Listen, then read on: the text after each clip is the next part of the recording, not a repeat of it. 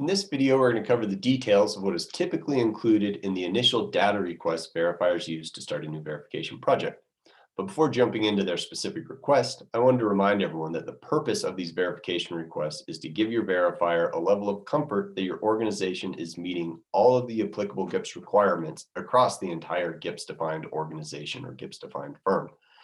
This includes testing of your policies and procedures in respect to your composite and/or pooled fund maintenance, as well as your calculation, presentation, and distribution of performance are all in line with the Gibbs standards. On my screen here, you'll see a standard list of what is commonly included in these initial requests. Now, the initial request may include all these items or some of these items, but these are typical items that come up during a verification.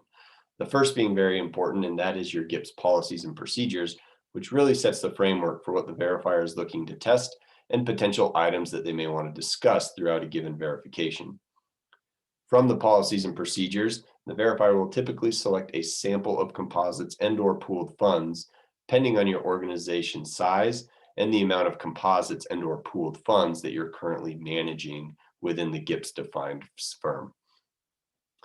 Outside of composite and pooled fund specific information, the verifier is also going to want some organizational-wide information, such as your assets under management, or AUM, and composite membership. Composite membership including any assets that are assigned to various composites or pooled funds, and any changes to the membership of those vehicles throughout the given period under review. Outside of return and data-specific items, the verifier is also going to request your Gibbs reports and some other marketing pieces. Now, the Gibbs reports are required, and that will always be part of a verification, but verifiers also like to look at marketing documents such as your advertisements and pitch books to see what type of other documents you're putting out for the public and how you're holding your various composites and/or pooled funds out. In addition to the Gibbs report, verifiers are also going to be asking for a distribution log, which typically comes up in these initial phases of the verification to give the verifier comfort that your organization is properly distributing the Gibbs reports to your prospective clients when they meet that definition.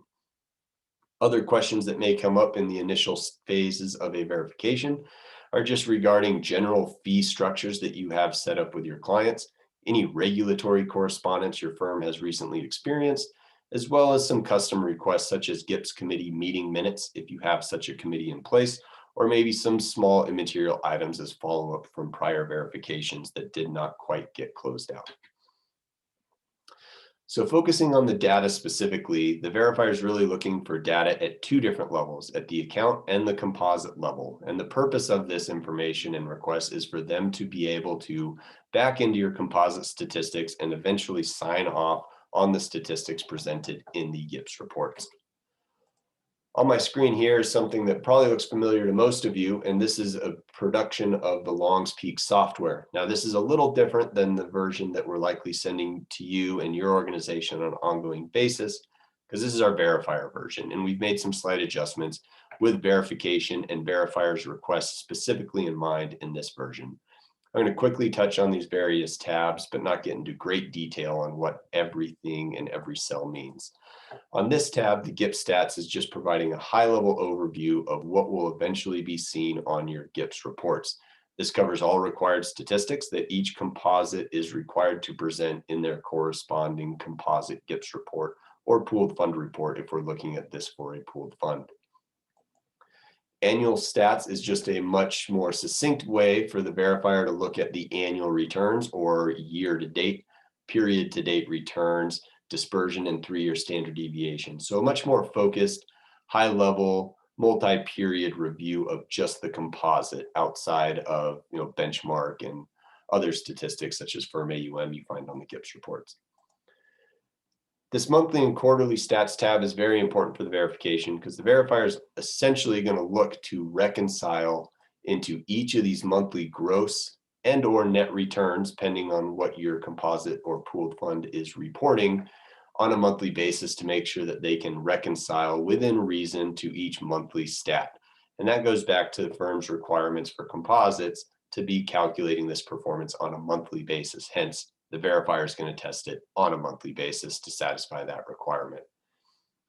Benchmark returns are also important for the verifier to review because they want to make sure benchmark performance we show in the Gibbs report for the annual returns and the 3-year standard deviation, if being presented, is being calculated in accordance, again, with your policies and procedures, and they can use established policies and procedures and this data we're looking at here to back into those statistics that are shown on the Gibbs report.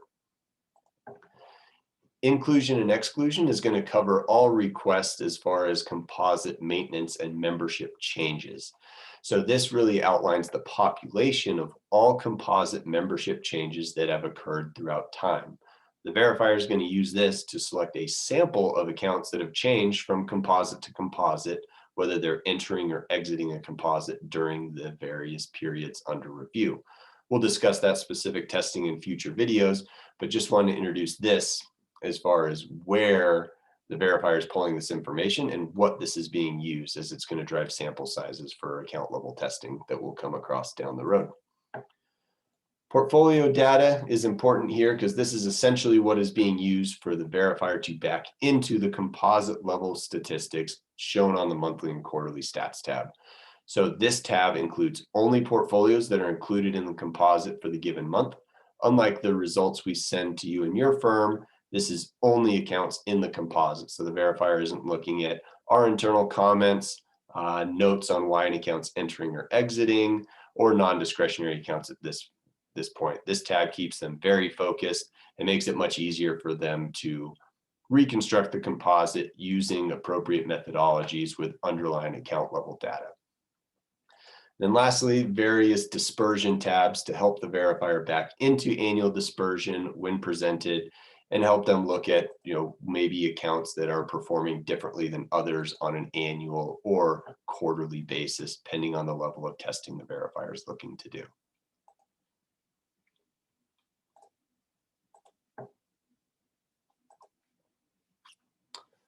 And that's all handled by LongSpeak. We provide that to the verifier at the start of a verification to really kick off the review and what they want to dig into. Other firm level information that may or may not come out of that spreadsheet. One, again, is the Gibbs policies and procedures that we already touched on. Total firm assets under management is an initial request that often comes up. And that is something that LongSpeak can gather from your system. If all accounts, discretionary and non-discretionary, are in your accounting system that LongSpeak has access to, we'll be able to create this document and provide to the verifier. But if you do have accounts or assets that fall outside of your portfolio accounting system, or LongSpeak doesn't have access to the system, that's something that we'll need to discuss to put together and prepare for the verifier. Similar to the list of non-discretionary accounts, the verifier is going to want to look at a list of all accounts that are not in a composite at the end of a given period to help set the framework for what accounts they want to test for non-discretion. This is something LongSpeak can also commonly provide if we have access to all accounts and have an open and accurate list of what is not in a composite, again, including everything that fits your firm definition that is not in a composite as of a specific date.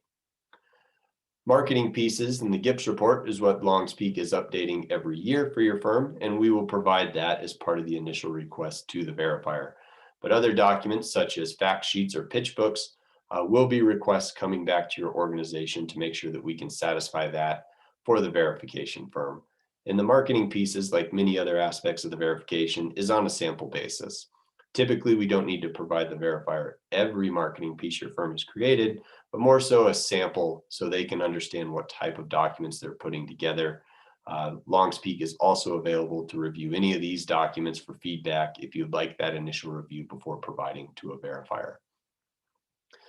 The Gibbs report distribution log, again, is going to be new in a lot of instances under the 2020 standards, but the verifier is just looking for some sort of internal checklist that supports that this distribution has been met to your best ability and your prospective clients are receiving Gibbs reports in a timely fashion. These distribution logs will look very different from organization to organization as long as it meets your internal needs and allows you to accurately track the distribution of these Gibbs reports. It's essentially a paper trail needed for the verifier to ensure that you are tracking this in some way, shape, or form. The last three items, fee structure, regulatory correspondence, and custom requests, are typically just confirmation type items the verifier is looking for your organization to confirm. Fee structure being if you have any accounts that are paying bundled, wrap, not paying a fee, or maybe have performance-based fees built into them. The verifier is going to want to know this information before selecting their sample, just so they can attempt to select some of these various fee structure type accounts for testing. Again, allowing them to test more and more different aspects of your Gibbs policies and procedures to ensure that it's consistently and appropriately being followed by your organization. Regulatory correspondence is the check-in by the verifier just to see how everything else is going throughout the verification.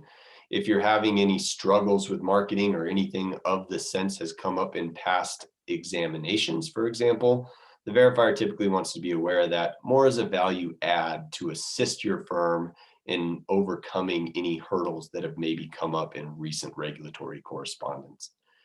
And again, custom request is a catch-all. That could be Gibbs committee meeting minutes, maybe follow-up from prior conversations from past projects, or just some small recommendations that the verifier has noticed. Maybe they reviewed your website and have some feedback for you to update the website to be more in line with the Gibbs standards. Items such as that would be covered in custom request. While they may not be at Long's Peak fingertips, we're available to discuss and help you address any of the requests and prepare any responses that the verifier makes in these initial requests and subsequent requests as we move through the verification. So that will be all set to move into account level testing, which will be covered in future videos.